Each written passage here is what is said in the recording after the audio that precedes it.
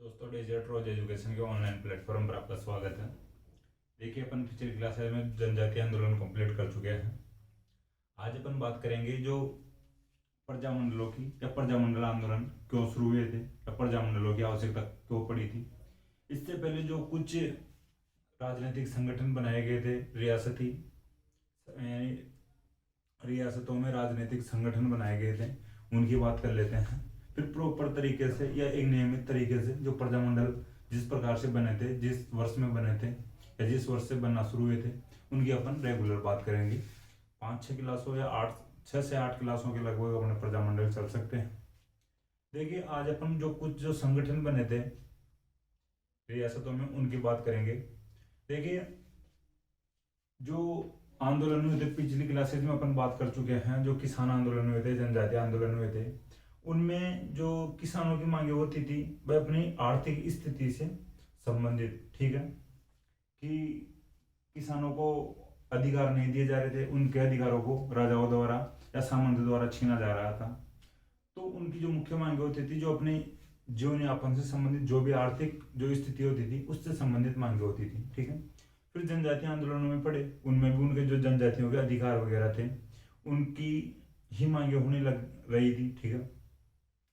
देखिए, जो प्रजामंडलों की जब आवश्यकता पड़ी थी, उसमें जो मुख्य मांगे जो शुरू हुई थी या जो मुख्य मांगे थी जनता की, कि भाई रियासतों में उत्तरदायी सरकार की स्थापना की जानी चाहिए। कि राजा होता था रियासतों में, ठीक है, तो राजा उसकी जो सरकार में यानी राजा की सरकार में जो उसके मंत्रिमंडल में जनता को भी प्रतिनिधित्व दे, ठीक है, कि मंत्री बनाए जाए जनता में से और मंत्री राजा को सलाह दे और उसके अकॉर्डिंग राजा काम करे, ठीक है।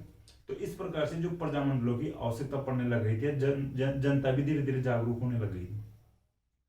देखिए, जो भारत में जो रियासतें थी, रियासतों में राजा होता था और जो अंग्रेज आ चुके थे, ठीक है, ब्रिटिश भारत। देखिए, दो प्रकार से बटा हुआ था भारत। एक जो हिस्सा था जहां पर राजा अपना शासन कर रहे थे, एक जो हिस्सा था या एक भाग था जहां पर जो अंग्रेज आ चुके थे और पूर्ण रूप से अपना अधिकार कर चुके थे। देखिए, जो अंग्रेजों से लड़ने के लिए भारत में एक बड़े तौर पर एक संगठन बन चुका था, ठीक है, भारतीय राष्ट्रीय कांग्रेस, ठीक है। देखिए, भारतीय राष्ट्रीय कांग्रेस बन चुका था जो अंग्रेजों से लड़ने के लिए। देखिए, अपन बात करेंगे अब आगे किस प्रकार से जो संगठन बनते हैं और भारतीय राष्ट्रीय कांग्रेस इन संगठनों को, ठीक है भाई, समर्थन देती है। तो आज बात करते हैं जो राजस्थान में राजनीतिक जन जागरण।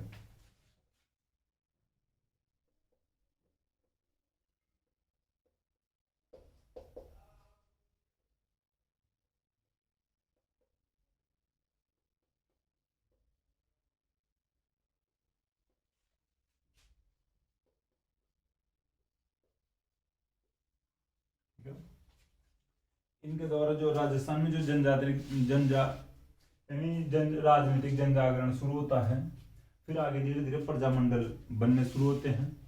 अपन बात करते हैं अभी। देखिए, जो अंग्रेजों से लड़ने के लिए मैं आपको बता दिया, यानी भारतीय राष्ट्रीय कांग्रेस बन चुकी थी पार्टी।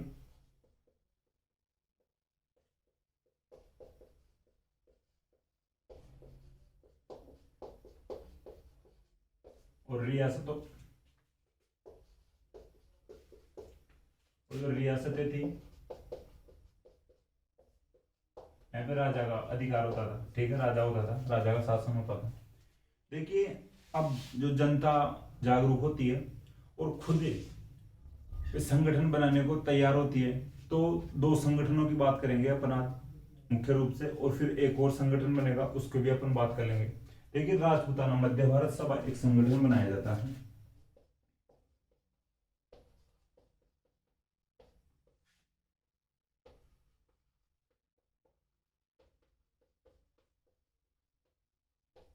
ठीक है, देखिए, इसमें जो राजस्थान रहता है यानी सम्मिलित था इस भाग में, भूभाग में राजपूताना मध्य भारत जो भाग था, इसमें मुख्य रूप से राजस्थान और मध्य प्रदेश, ठीक है। तो जो मध्य प्रांत था, जो मध्य प्रदेश वाला एरिया आता था, देखिए इस जो ये संगठन था राजपूताना मध्य भारत सभा, देखिए इसकी जो स्थापना की जाती है, अब इसके बात करते हैं स्थापना की अपन 1918 में की जाती है। देखिए 1918 में कांग्रेस का भी अधिवेशन चल रहा था दिल्ली में, ठीक है।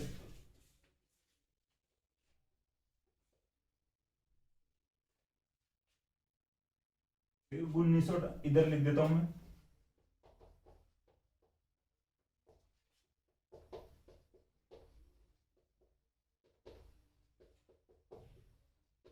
ठीक है।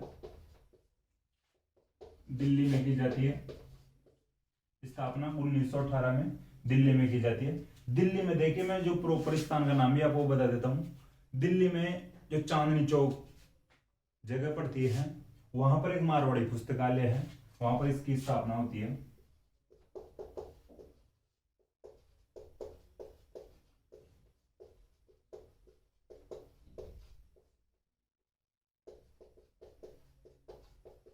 ठीक है, मारवाड़ी पुस्तकालय, मारवाड़ी लाइब्रेरी में इस जो संगठन था ये राजपूताना मध्य भारत सभा, इसका गठन होता है 1918 में दिल्ली के चांदनी चौक के मारवाड़ी पुस्तकालय में। देखिए इसी समय भाई कांग्रेस का अधिवेशन भी चल रहा था दिल्ली में 1918 वाला, ठीक है। देखिए इसका थोड़ा आप नोट कर लेना,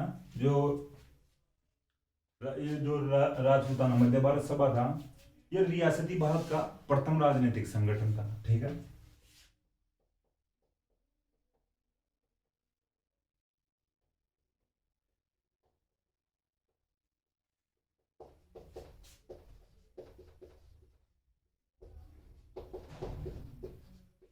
राजपूताना मध्य भारत सभा था जो रियासती भारत का प्रथम राजनीतिक संगठन था।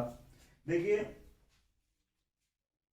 अब ये मैं दो तीन बातें बता दिया आपको। कांग्रेस का अधिवेशन भी चल रहा था 1918 में, इसी के चलते भाई इसी दौरान ये इस संगठन का यानी स्थापना की गई थी राजपूताना मध्य भारत सभा की। रियासती सरकार का रियासती भारत का प्रथम राजनीतिक संगठन था ये, ठीक है। देखिए अब इसके बाद में अपन बात करते हैं इसके जो संस्थापक, जो भी सदस्य थे, संस्थापक थे, उनकी बात करते हैं, जो मुख्य नेता थे। देखिए जमनालाल बजाज इसके जो संस्थापक थे, और विजय सिंह पथिक भी थे।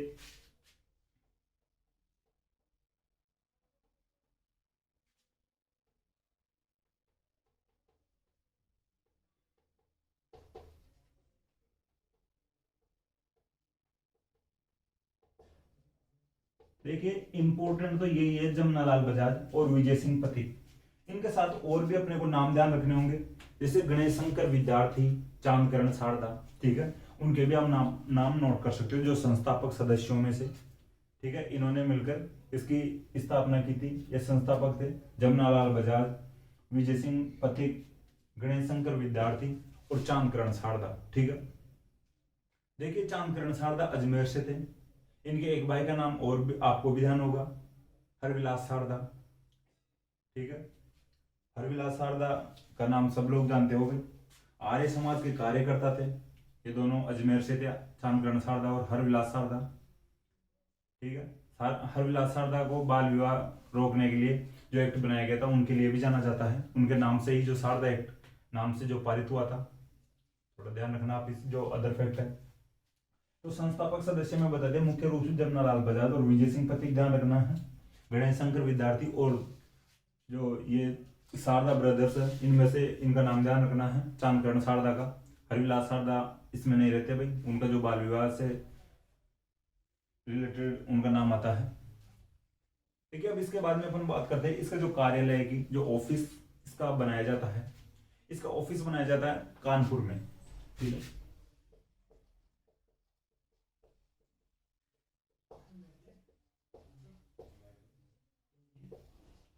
देखिए कानपुर में भी जो ऑफिस इसका जो कार्यालय बनाया जाता है, इसका मैं रीजन बता देता हूं यहाँ पे।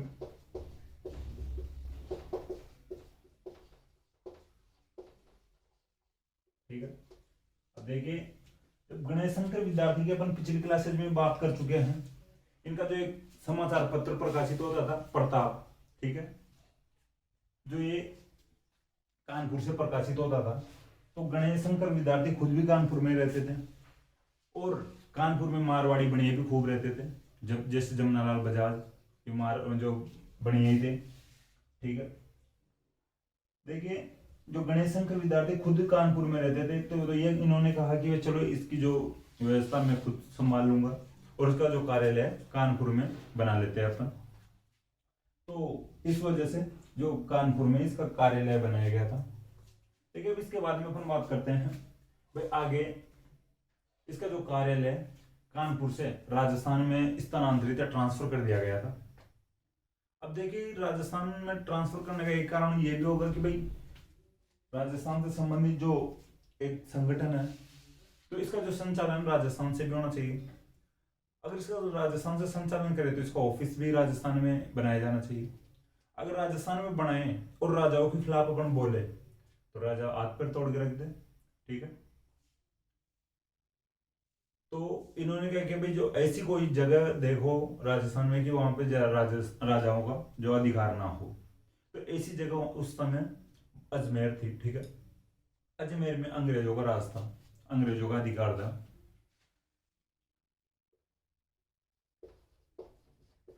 ठीक है। तो यहाँ पर जो राजा ज्यादा इंटरफेयर नहीं कर सकते थे, हस्तक्षेप नहीं कर सकते थे। तो अंग्रेज थोड़े ठीक आदमी थे उस समय। अंग्रेज इनको रियायत देते हैं या सहूलियत देते हैं, सुविधा देते हैं कि आप यहाँ पे कार्यालय बना सकते हो। तो इन्होंने अजमेर में कार्यालय खोल दिया या ऑफिस खोल दिया।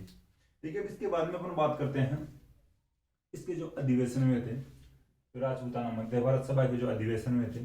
देखिए इसके जो 4 अधिवेशन हुए थे, उन 4 में से अपने को पहला अधिवेशन और जो चौथा अधिवेशन थोड़ा मुख्यतः ध्यान रखना है। और इनमें जो भी जो 4 अधिवेशनों में जो इंपॉर्टेंट जो बातें हैं जो मैं आपको बता सकता हूँ या बता दूंगा।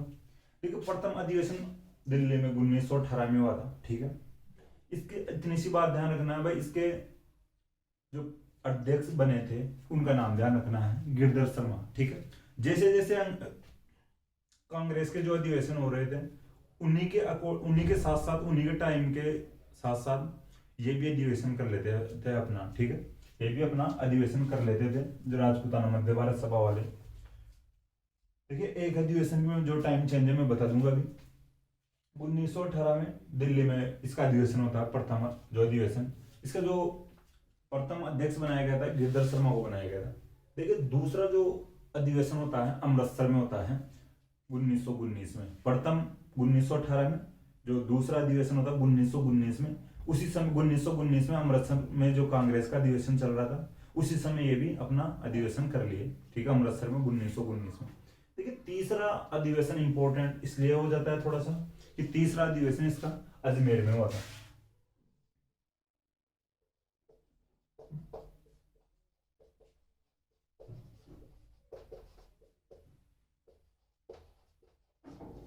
ठीक है, तीसरा अधिवेशन इसका हुआ था अजमेर में, लेकिन मार्च 1920 में हुआ था। ये थोड़ा ध्यान रखना, ये अलग से अधिवेशन बुलाया गया था इनका।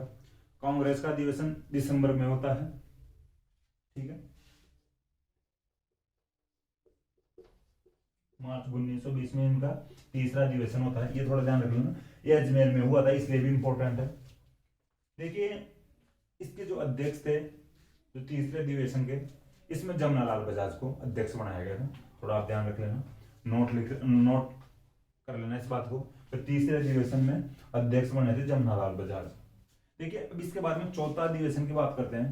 देखिए तीसरे अधिवेशन की थोड़ी सी और बात करें तो इसमें जो थोड़ा सा इसलिए भी ध्यान रखना होगा अपने को कि जो अंग्रेजों द्वारा जो कैदी बनाए गए थे राजस्थान वाले, जो राजनीतिक कैदी थे, राजनीतिक गतिविधियों के चलते कैदी बने थे, उनको रिहा कर दिया गया था, ठीक है, उनको रिहा कर दिया जाता है।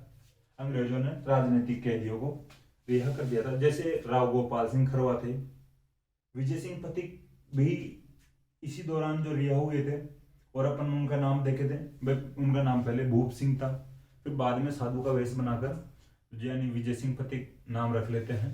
तो उनको भी इसी दौरान छूट मिली थी या रियायत मिली थी। देखिए केसरी सिंह बारहट भी इसी दौरान रिहा हुए थे। तो तीसरे जो अधिवेशन के दौरान अंग्रेजों द्वारा राजनीतिक कैदियों को रिहा या रियायत दी गई थी, रिहा कर दिया गया था। जो जेल में थे, और जो राजनीतिक जो और कैदी थे जिनके ऊपर मुकदमे चल रहे थे उनको कुछ रियायतें दी गई थी। ठीक है, तो थोड़ा ध्यान रखना। अब देखिए, अब चौथा अधिवेशन की बात करते हैं। चौथा अधिवेशन नागपुर में हो रहा था कांग्रेस का भी। ठीक है, दिसंबर 1920 में। तो चौथा अधिवेशन इन्होंने भी नागपुर में कर लिया था। ठीक है, देखिए इसमें जो एनसी केलकर को अध्यक्ष बनाया जाना था पहले। ठीक है, चौथे अधिवेशन में एनसी केलकर को अध्यक्ष बनाया जाना था, लेकिन वो किसी कारणवश समय पर नहीं पहुंच पाए थे। तो एक जयपुर के जो कैंडिडेट थे, ठीक है, गणेश नारायण सोमानी। गणेश नारायण सोमानी को जो राजपूताना मध्य भारत सभा का जो चौथा अधिवेशन था तो उसका अध्यक्ष बनाया गया था। जयपुर के थे गणेश नारायण सोमानी, तो इसको अध्यक्ष बनाया गया था गणेश नारायण सोमानी को। इनसे पहले एनसी केलकर को बनाया जाना था, लेकिन वो समय पर नहीं पहुंच पाए, जो भी कारण थे भाई वो, लेकिन नहीं बन पाते हैं। गणेश नारायण सोमानी को इसका अध्यक्ष बनाया जाता चौथा अधिवेशन का। देखिए अब बात करते हैं भाई, जो कांग्रेस अब बौखला जाती है थोड़ी बहुत। बौखला क्या जाती है भाई, वो भी अब कोशिश करती है कि भाई ये पार्टियां अलग बना रहे हैं, अपने से हटकर जो संगठन बना रहे हैं। तो 1920 वाला जो अधिवेशन चल रहा था कांग्रेस का, तो कांग्रेस वालों ने कुछ इनके लिए सोचे भाई ये अलग जाएंगे तो अपने खिलाफ एक बड़ा संगठन बन सकता है, अपने को आवश्यकता पड़ेगी तो इनकी हेल्प लेंगे, और इनको आवश्यकता पड़ेगी तो हम भी अपन इनकी हेल्प करेंगे। तो 1920 में कांग्रेस वाले अनाउंसमेंट करते हैं कि देशी रियासतों के लोग कांग्रेस के सदस्य बन सकते हैं। ठीक है, 1920 में कांग्रेस द्वारा कहा गया था कि देशी रियासतों के लोग कांग्रेस के सदस्य बन सकते हैं। ठीक है, अनुमति दे दी गई थी। देखिए फिर इसके बाद में क्या था भाई, देखिए जब कांग्रेस वाले इनको अनुमति दे देते हैं भाई देशी रियासतों के लोग कांग्रेस के सदस्य बन सकते हैं, तो फिर ऐसा कुछ बचा नहीं था, तो ये भी राजी हो गए भाई अपने को क्या चाहिए, अपने को भी ऐसा ही चाहिए था, अपने बड़े संगठन में मिल रहे हैं। तो 1920 में राजपूताना मध्य भारत सभा थी, इसका कांग्रेस में विलय कर लिया गया। ठीक है,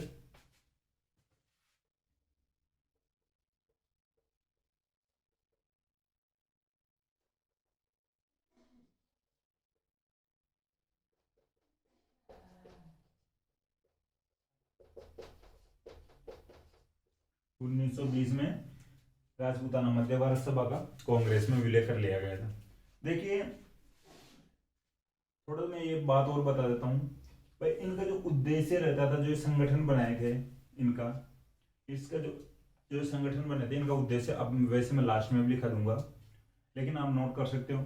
एक तो यानी जो रियासतें थी इनमें उत्तरदायी सरकार की स्थापना करना था। ठीक है, और एक जो कांग्रेस जो पार्टी थी, तो कांग्रेस अपना प्रचार प्रसार करना के लिए भी इनका विषय विलय कर लिया गया था, और कांग्रेस का जो प्रचार करना भी इनका उद्देश्य था।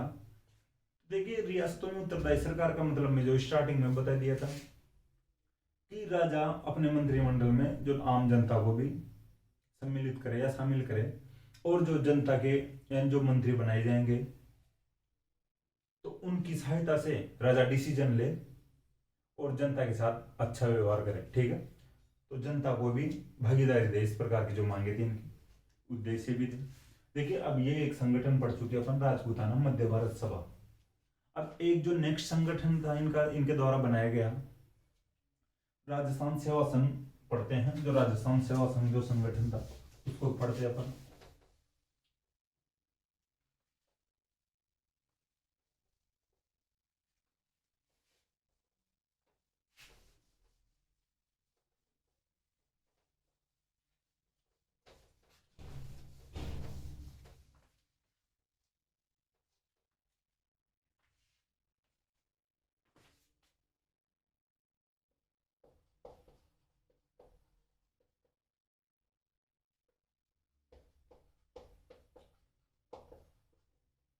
देखिए ये राजस्थान सेवा संघ बनता है वर्धा में। ठीक है, इसकी स्थापना वर्धा में की जाती है 1919 में।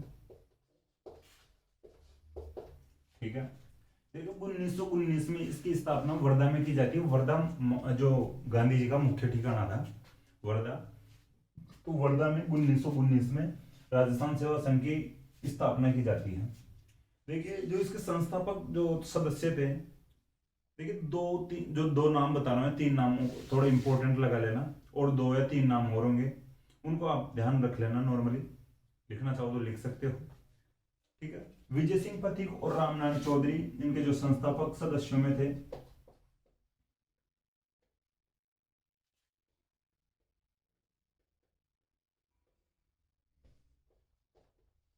ठीक है,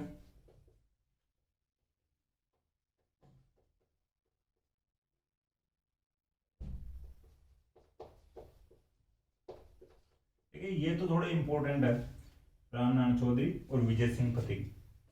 देखिए अब जो नाम हरिभाई किंग करते, ठीक है, केसरी सिंह बारहट थे, अर्जुन लाल सेठी, इनका आप नाम नोट कर सकते हो। हरिभाई किंकर, अर्जुन लाल सेठी और केसरी सिंह बारहट। विजय सिंह पथिक और रामनारायण चौधरी इंपॉर्टेंट है, इनसे डायरेक्ट क्वेश्चन बन जाते हैं। राजस्थान सेवा संघ के जो संस्थापक सदस्यों में इनमें से कौन था कौन नहीं था, तो इनके नाम देके और जो दो या तीन जो अन्य ऑप्शन होते हैं वो अलग दिए जा सकते हैं। तो मैं आपको और बता रहा हूँ, जो नोट कर सकते हो आप, कभी आ सकते हैं। हरिभाई किंकर, केसरी सिंह बारहट और अर्जुन लाल सेठी। देखिए ये भी इनके जो संस्थापक सदस्यों में से थे। देखिए जो ये राजस्थान सेवा संघ था, इसका जो मुख्य उद्देश्य ये था कि जो राजस्थान में जो राजा और सामंत अपने मनमाने तरीकों से जनता को या आम जनता को परेशान कर रखे थे, उनके जो गलत जो खराब संगत यानी संबंध बन रहे थे या संबंध चल रहे थे, उनको समाप्त करना था। ठीक है, जैसे सामंत किसानों को परेशान कर रहे थे, तो इनका उद्देश्य था सामंत और किसानों के बीच में आपसी संबंधों को या सौहार्दपूर्ण किया जाए। ठीक है, राजा कुछ जगह पर राजा और जनता के बीच में मतभेद थे, तो उन मतभेदों को यानी सॉल्यूशन करके उनका और सौहार्दपूर्ण व्यवहार बनाया जाए इनके बीच में। ठीक है, राजस्थान सेवा संघ का जो मुख्य उद्देश्य में बता दिए, राजा और सामंतों से जो जनता के मतभेद चल रहे थे उनको समाप्त करके सौहार्दपूर्ण व्यवहार बनाना इनका मुख्य उद्देश्य था। आप नोट कर सकते हो ये बात भी। देखिए इसके बाद में अपन बात करते हैं, ये संगठन भी देखिए समाप्त तो हो गया था, लेकिन समाप्त पहले एक 1927-28 में समाप्त हो जाता है जो संगठन था।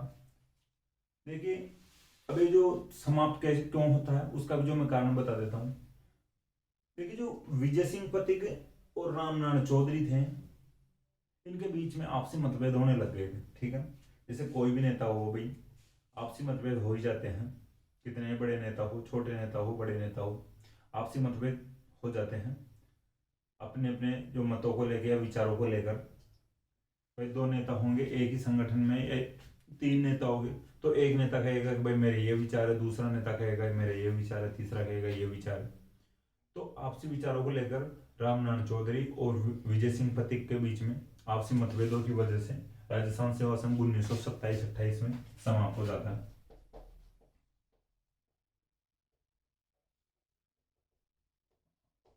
आप नोट कर सकते हो कारण, भाई विजय सिंह पथिक और रामनारायण चौधरी के आपसी मतभेदों के कारण समाप्त हो जाता है।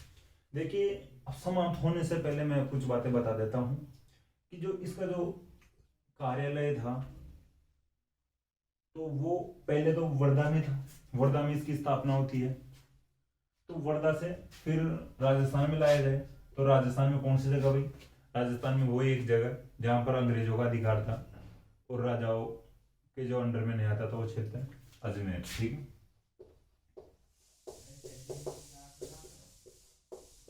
तो ये आप ध्यान रख लेना।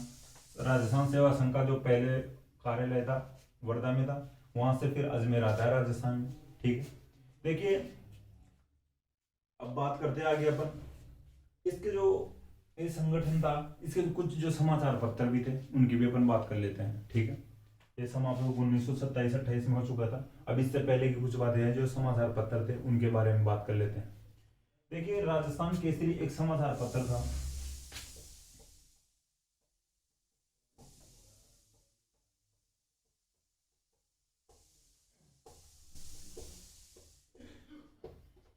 ठीक है, राजस्थान केसरी जो समाचार पत्र था, राजस्थान सेवा संघ का समाचार पत्र था।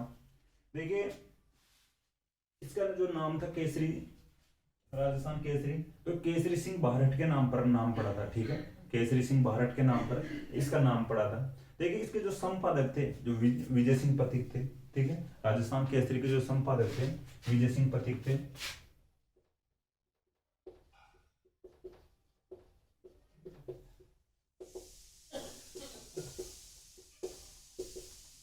ठीक है, विजय सिंह पथिक राजस्थान केसरी के जो संपादक थे।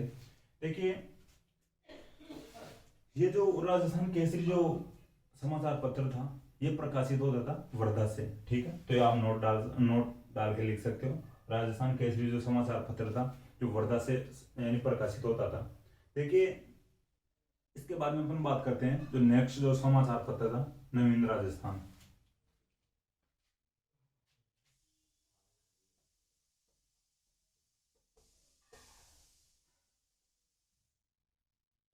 ठीक है, नवीन राजस्थान जो नेक्स्ट समाचार पत्र था राजस्थान सेवा संघ का। ठीक है, ये अजमेर से प्रकाशित होता था और ये जो 1922 में शुरू हुआ था। ठीक है, 1922 में शुरू होता है और ये अजमेर से प्रकाशित होता है।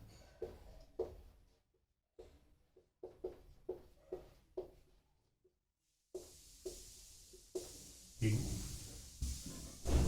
देखिए आगे अपन बात करें, आप इसका नोट डाल के लिख लेना। पहले तो एक बात मैं बता देता हूँ, पहले इसका नाम बदल दिया गया था 1923 में। ठीक है, जो ये नवीन राजस्थान था इसका नाम बदल दिया गया था 1923 में, तरुण राजस्थान कर दिया गया था।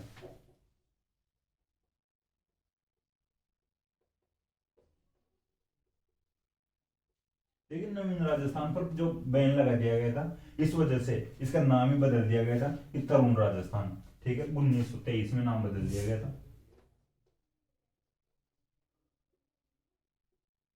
ठीक है, देखिए जो तरुण राजस्थान के आगे नोट लगा के लिख लेना आप कि ये जो राजस्थान सेवा संघ का जो मुख्य समाचार पत्र था तरुण राजस्थान या नवीन राजस्थान। ठीक है, मुख्य रूप से भाई इनके तो आप नोट लगा लेना, नवीन राजस्थान के ये राजस्थान सेवा संघ का जो मुख्य समाचार पत्र था। देखिए अब आगे वापस जो परेशानी आती है कि भाई अब इसको कौन किस प्रकार से संपादित करेगा। ठीक है, देखिए जो नवीन राजस्थान था इसको आगे जो इसका नाम बदला गया था तरुण राजस्थान। देखिए तरुण राजस्थान को बाद में जाकर जयनारायण व्यास ने ब्यावर से प्रकाशित किया था। ठीक है, हालांकि वर्तमान में जो ब्यावर अजमेर में पड़ता है। ठीक है, लेकिन उस समय जो अजमेर से हटके जो जयनारायण व्यास ने ब्यावर से प्रकाशित किया था नवीन राजस्थान को या तरुण राजस्थान को।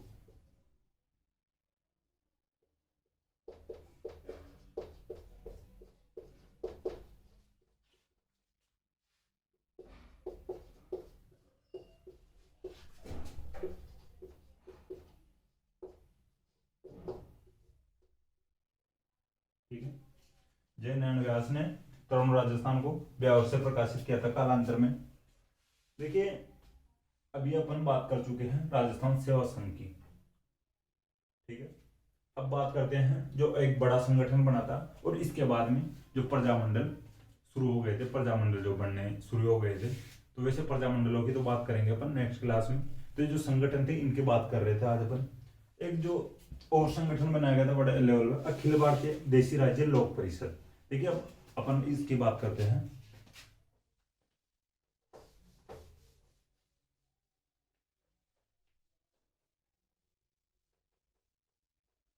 अब देखिए जो भारतीय लेवल पर एक देशी राज्यों की एक संगठन बनाया गया था। ठीक है, एक बड़े स्तर पर बनाया गया था अखिल भारतीय देशी राज्य लोक परिषद।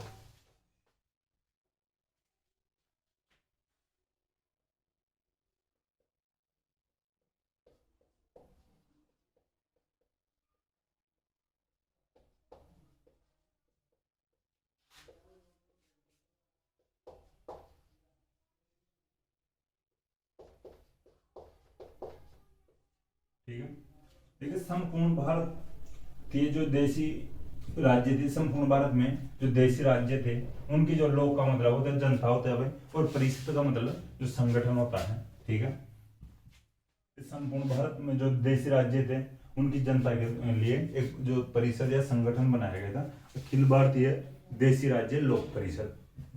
देखिए अब इसकी स्थापना की बात आती है तो अपन बात करते हैं, इसकी स्थापना की गई थी बॉम्बे में, ठीक है, स्थापना की गई थी इसकी बॉम्बे में की गई थी। देखिए इसकी जो 1927 में की गई थी स्थापना, ठीक है, 1927 में होती है स्थापना, आप लिख सकते हो सन, ठीक है। क्वेश्चन बनेगा अखिल भारतीय देशी राज्य लोक परिषद की स्थापना किस वर्ष की गई थी और कहां से की गई थी या कहां पर की गई थी। तो इसकी स्थापना बॉम्बे में की गई थी 1927 में, ठीक है। देखिए इस समय कांग्रेस भी ऐसी स्थिति में थी, भाई ये लोग डिमांड कर रहे थे कि भाई जो कांग्रेस हमारा साथ दे और जो ये रियासतें हैं इनमें उत्तरदायी सरकार बनाने के लिए हमारी हेल्प करे, ठीक है। तो कांग्रेस देखिए उस समय अंग्रेजों से लड़ रही थी, अंग्रेजों को बाहर निकालने में के लिए जो काम कर रही थी। कांग्रेस का जो मुख्य उद्देश्य था अंग्रेजों को बाहर निकालना, तो कांग्रेस चाहती थी कि भाई पहले अपन को अंग्रेजों को बाहर निकालेंगे और इनसे निपटने के बाद में जो फिर देखेंगे जो रियासतों में जो प्रॉब्लम चल रही है उनका सॉल्यूशन फिर करेंगे, और अपनी शक्ति को अपन दो जगह डिवाइड नहीं कर सकते हैं, ठीक है। कांग्रेस की ये सोच थी कि अपन इधर रियासतों में ध्यान लगाएंगे तो अंग्रेजों के सामने कमजोर हो जाएंगे और अंग्रेज अपने ऊपर मजबूत हो जाएंगे, ठीक है। तो कांग्रेस यही चाहती थी कि पहले एक बार अंग्रेजों से निपट लेते हैं, इनको भगाते हैं बाहर, इनको निकालते हैं, फिर जो देखेंगे रियासतों में क्या प्रॉब्लम चल रही है, राजाओं की प्रॉब्लम जो भी होगी उसका सॉल्यूशन करेंगे। देखिए उस समय लगभग भारत में 550 के आसपास या 550 रियासतों के आसपास रियासतें थी, ठीक है। भारत में लगभग 550 रियासतें थी। देखिए अब धीरे धीरे 1922 में जो देशी जो रियासतों द्वारा पार्टी बनाई जाती है, ठीक है। अगर हर एक रियासत में अगर पार्टी बनाई जाएगी इसके अकॉर्डिंग जो इसके अंडर में अखिल भारतीय देशी राज्य लोक परिषद की जो 1922 में रियासतों द्वारा पार्टी बनाई जाती है, जो पार्टी बनाई क्या जाती, पार्टी बनाने की बात होती है, ठीक है। देखिए ये 1927 में फाइनली बनती है, इसका यानी गठन होता है, लेकिन 1922 से ही शुरुआत हो जाती है इसकी। जो रियासतें थी भारत में उनके जो लोग इकट्ठे होते हैं एक जगह पर एकत्रित होते हैं, बातचीत करते हैं 1922 में कि अपन एक पार्टी बना लेते हैं। देखिए 1926 में एक समिति बनाते हैं, ठीक है। 1922 से 4-5 साल लगा देते हैं समिति बनाने में, 1926 में एक समिति बनाते हैं और 1927 में फाइनली अखिल भारतीय देशी राज्य लोक परिषद का गठन करते हैं, ठीक है। तो ये थोड़ा ध्यान रखना। देखिए अब इसके अध्यक्ष और उपाध्यक्ष की बात करते हैं। अध्यक्ष इतने इंपॉर्टेंट नहीं है अपने लिए क्योंकि राजस्थान से नहीं थे, उपाध्यक्ष थे जो राजस्थान से थे, उनका नाम थोड़ा इंपॉर्टेंट है, ध्यान रखना। देखिए इसके अध्यक्ष बनाए जाते हैं दीवान बहादुर रामचंद्र राव, ठीक है।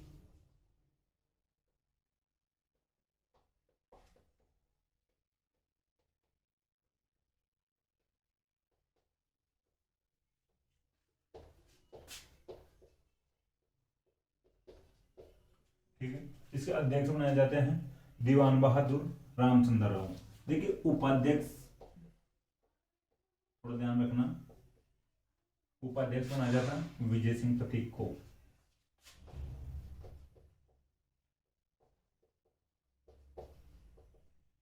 ठीक है। विजय सिंह पथिक इसको उपाध्यक्ष बनाए जाते हैं। देखिए अब इसमें एक सचिव भी बनाया जाता है राजपूताना तथा मध्य भारत प्रांत का। देखिए जो ये अखिल भारतीय देशी राज्य लोक परिषद थी ये पूरे भारत के लेवल पर या भारत के स्तर पर बनाई गई थी। तो इसमें अलग अलग प्रांत डिवाइड कर दिए गए थे कि राजपूताना और मध्य भारत वाला जो मध्य प्रदेश वाला एरिया है उसका जो एक प्रांत बना दिया गया था।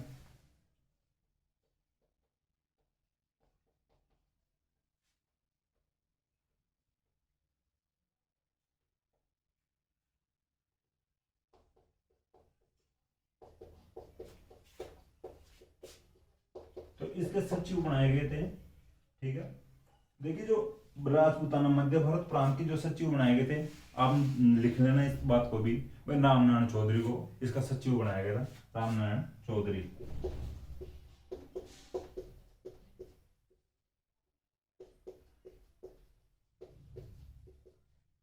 ठीक है, दीवान रामचंद्र, जो दीवान बहादुर रामचंद्र राव थे, ये अध्यक्ष बनाए गए थे, लेकिन ये इतने इंपॉर्टेंट नहीं है अपने लिए। लेकिन ये उपाध्यक्ष और जो ये सचिव थे राजपूताना मध्य भारत प्रांत के, जो रामनारायण चौधरी, ये इंपॉर्टेंट है, और उपाध्यक्ष विजय सिंह पथिक थे। ठीक है, देखिए अब यहां तक अपन बात कर चुके हैं। देखिए अब बात आती है आगे कांग्रेस की। 1928 में कांग्रेस का अधिवेशन होता है। ठीक है, कलकत्ता अधिवेशन होता है 1928 में।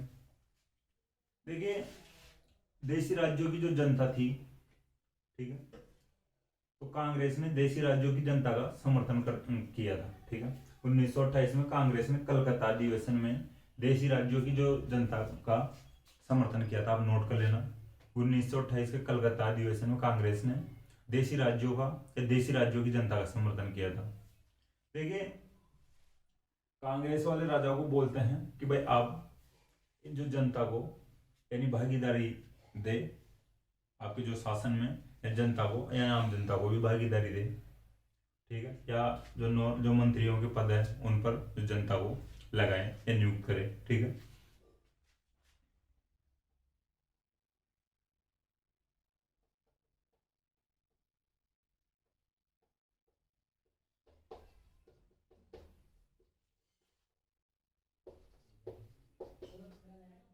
ठीक है, थोड़ा ध्यान रखना। 1928 में कांग्रेस के कलकत्ता अधिवेशन में कांग्रेसियों ने देशी राज्यों की जनता का समर्थन किया था। देखिए अब आगे बात करते हैं। अब राजस्थान के लेवल पर भी इसकी एक ब्रांच बनाई गई थी, एक संगठन बनाया गया था कि भाई एक ही पूरे भारतीय क्षेत्र पर थोड़ी देख सकते हैं। भाई जैसे आज पूरे भारत में मोदी जी है, फिर जो स्टेट बनाए हुए हैं, तो स्टेट जो राज्य हैं, स्टेट या राज्य, यहाँ पर मुख्यमंत्री होते हैं। तो फिर जैसे राज्यों में भी यानी तहसीलें होती हैं, या विधानसभा क्षेत्र बांटे गए हैं, उनमें विधायक होते हैं। ठीक है, तो इस प्रकार से तो एक और जो संगठन बनाया जाता है, राजपूताना देशी राज्य लोक परिषद। ठीक है, राजपूताना देशी राज्य लोक परिषद।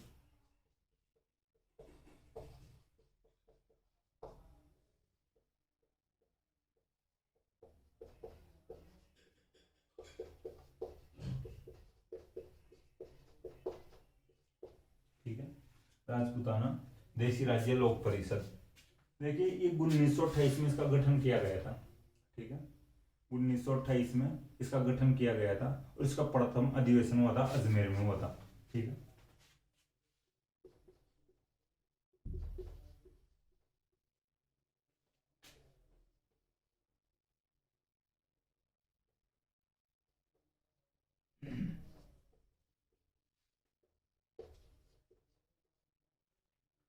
ठीक है, लगभग लगभग देखिए सभी जो संगठन है राजस्थान में, अजमेर में इनका कार्यालय बनाया जा रहा है, इनका अधिवेशन किया जा रहा है, क्योंकि यहाँ पर राजाओं का अधिकार नहीं था, यहाँ पर अंग्रेजों का अधिकार था। ये थोड़ा आप ध्यान रखना।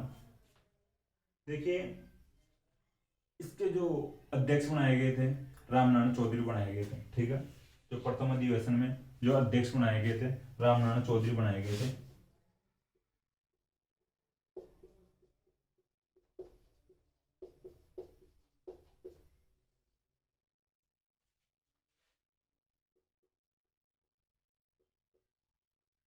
ठीक है,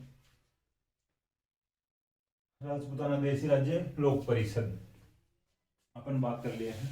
इसका जो प्रथम अधिवेशन था, देखिए इसके जो गठन हुआ था 1928 में हुआ था, और इसका जो प्रथम अधिवेशन हुआ था 1931 में हुआ था। ये थोड़ा ध्यान रखना भाई, जो गठन तो 1928 में हुआ था, और प्रथम अधिवेशन हुआ था 1931 में हुआ था। ठीक है, 1931 ईस्वी में हुआ था। देखिए अब बात करते हैं जो अब धीरे धीरे इनको प्रजामंडल बनाने की आवश्यकता पड़ गई थी कि अपन अब हर एक जो रियासत में प्रजामंडल बनाएंगे। ठीक है, तो 1931 से प्रजामंडल बनते हैं। हालांकि अब नेक्स्ट क्लास में बात करेंगे। सबसे जो पहले प्रजामंडल बना था जयपुर बना था, और बूंदी भी उसी वर्ष बना था। तो अपन नेक्स्ट क्लास में प्रजामंडलों की बात करेंगे। देखिए 1938 में कांग्रेस का एक अधिवेशन हो रहा था, हरिपुरा अधिवेशन। ठीक है, 1938 में कांग्रेस का हरिपुरा अधिवेशन हो रहा था। यहाँ पे लिख देता हूँ।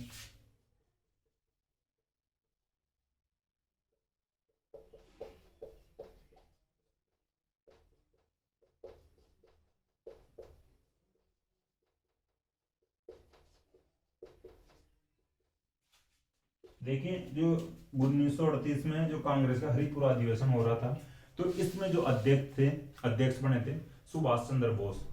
1938 में सुभाष चंद्र बोस पहली बार अध्यक्ष बने थे कांग्रेस के जो भी अधिवेशन हुए थे उनमें। ठीक है, तो सुभाष चंद्र बोस पूछ रहे हैं कि भाई यार जो पहले देसी जो रियासतों वाले लोग आते थे कांग्रेस की जो मीटिंगों में, कांग्रेस के अधिवेशनों में, वो आजकल क्यों नहीं आ रहे हैं। तो किसी ने बताया कि वो अपने भरोसे नहीं बैठे हैं, उन्होंने तो खुद की अलग पार्टी बना ली है। ठीक, खुद की अलग पार्टी बना ली है और वो अपने भरोसे नहीं है। तो फिर कांग्रेस ने भाई 1938 में प्रजामंडलों को यानी समर्थन दे दिया था। ठीक है, 1938 के जो कांग्रेस का हरिपुरा अधिवेशन था, जब प्रजामंडल आंदोलन को जो समर्थन दे दिया था कांग्रेस ने, इसके जो अध्यक्ष थे मैं बता दिया आपको, सुभाष चंद्र बोस थे। तो अपन ने आज यहाँ तक बात कर ली है। वैसे अब जो नियमित जो प्रजामंडलों की अपन बात करेंगे, प्रजामंडल पढ़ेंगे जो नेक्स्ट क्लास में पढ़ेंगे। देखिए जो इसके उद्देश्य वापस से एक बार मैं बता देता हूँ। भाई इनकी जो आवश्यकता क्यों पड़ी थी, ये जो संगठन बनाने की और जो प्रजामंडल बनाने की, एक तो रियासतों में उत्तरदायी सरकार बनाने की इनकी एक मांग थी। ठीक है, देखिए और इनकी एक और मुख्य मांग थी वह रियासतों में जो संवैधानिक जो भी बातें हों, जो संवैधानिक शासन स्थापित किया जाना चाहिए। ठीक है, संविधान के अकॉर्डिंग जो भी जो नियम हो, जो भी फैसले हो, वो उसी के अकॉर्डिंग दिए जाए। ठीक है, तो यानी संवैधानिक शासन स्थापित किया जाए और जो जनता को मूल अधिकार दिया जाए, ये भी इनकी मुख्य मांग थी। तो ये कुछ मांगे थी। देखिए अपन यहाँ तक बात कर लिए और जो प्रजामंडलों की जो बात करेंगे अब नेक्स्ट क्लास में बात करेंगे। दोस्तों मुझे आशा है कि क्लास आपको पसंद आई होगी। क्लास अगर आपको पसंद आए तो क्लास को लाइक करें, कमेंट करें और अपने दोस्तों के साथ शेयर करें। थैंक यू दोस्तों।